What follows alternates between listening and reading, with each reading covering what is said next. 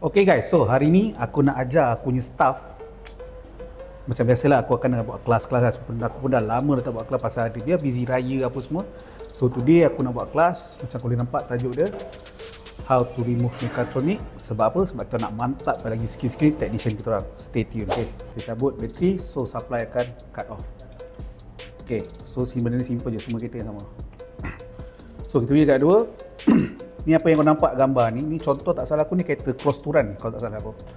Okay, so mechatronic duduk kat belah sini. So untuk kita access mechatronic ni, kita akan remove ni lah.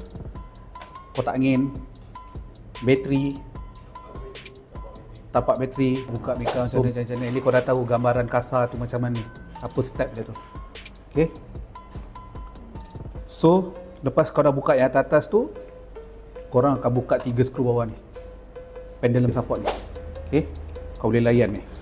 Okay, ni adalah cara dia nak release tu dia baju lah kat meka. Kita tolak dia punya special tool ni ke dalam untuk kita pusingkan dia. Pastikan lock dia tu duduk dekat gearbox kat situ. Okay guys, so sekian saja kelas aku untuk hari ini. Ingat macam biasa kan, nak pakai kita laju maintenance kena. Ciao.